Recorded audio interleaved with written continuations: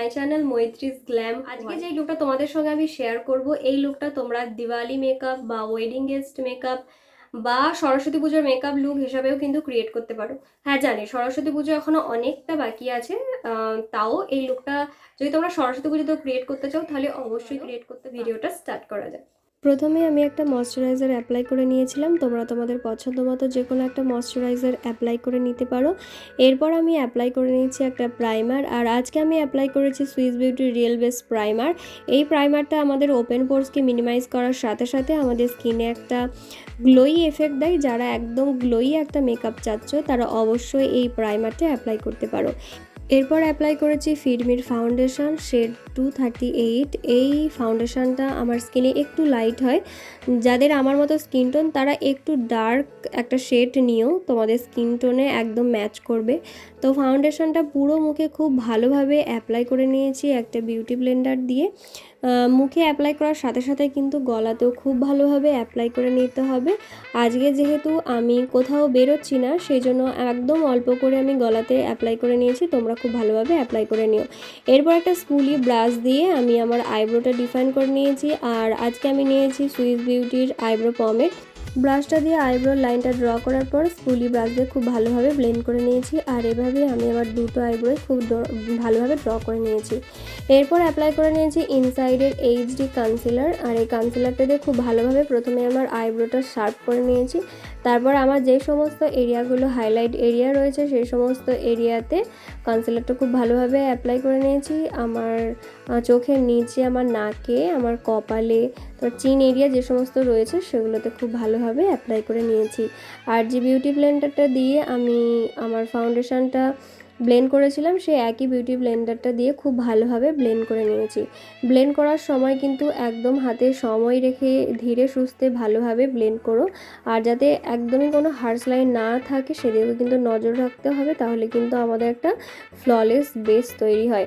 আজকে যেহেতু ব্লাশারটা একটু বেশি করে অ্যাপ্লাই করব সেই জন্য আমার কাছে পিঙ্ক কালারের একটা লিপস্টিক ছিল, লিকুইড লিপস্টিকটা দিয়ে প্রথমে আমার ব্লাশ অ্যাপ্লাই করে নিয়েছি। আর পুরো মুখের বেসটাকে সেট করে নিয়েছি এলে গার্লের একটা পাউডার দিয়ে। পাউডারটা কিন্তু একদম কম পরিমাণে অ্যাপ্লাই করবে, আমি একটু বেশি পরিমাণে আমার অ্যাপ্লাই করে নেওয়া হয়ে গিয়েছিল।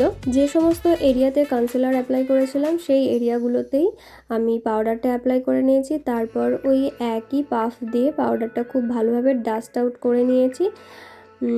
এইভাবে ডাস্ট আউট করে নিলে কিন্তু আমাদের মেকআপটা অনেকক্ষণ পর্যন্ত লং লাস্টিং হয়। এরপর আমি অ্যাপ্লাই করে নিয়েছি সুগারের একটা ব্লাশ।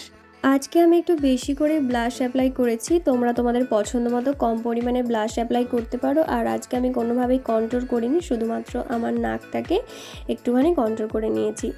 আর এরপরে আমি অ্যাপ্লাই করে নিয়েছি ওয়েট অ্যান্ড ওয়াইল্ডের একটা হাইলাইটার। যারা একদমই গ্লসি গ্লোই একটা মেকআপ চাচ্ছ তাদেরকে আমি অবশ্যই রেকমেন্ড করব এই হাইলাইটারটা নেওয়ার জন্য। হাইলাইটার ভীষণ ভালো একটা গ্লোই এফেক্ট দেয়, অবশ্যই তোমরা অ্যাপ্লাই করতে পারো। আর আমার যে সমস্ত হাইলাইট এরিয়াগুলো রয়েছে সেই সমস্ত এরিয়াতে খুব ভালোভাবে হাইলাইটারটা আমি অ্যাপ্লাই করে নিয়েছি।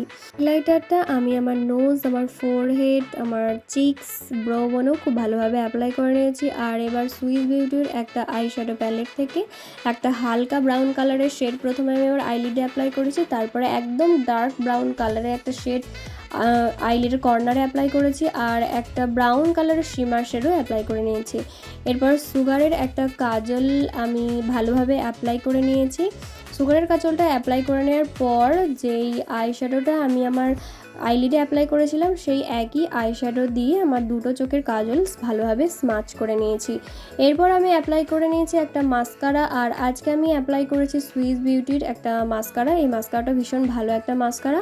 তারপরে সুইস বিউটির একটা ফিক্সার দিয়ে পুরো মুখের বেসটাকে খুব ভালোভাবে সেট করে নিয়েছি। তারপরে ইনসাইডের একটা লিপস্টিক অ্যাপ্লাই করেছি, লিকুইড লিপস্টিক, একটা নিউড কালার শেড অ্যাপ্লাই করেছি এবং নিউড কালার শেডের উপর একটা পিঙ্ক কালারের লিপস্টিক দিয়ে খুব ভালোভাবে স্মাচ করে নিয়েছি। তো চলো দেখে নাও আজকে আমার ফাইনাল লুক।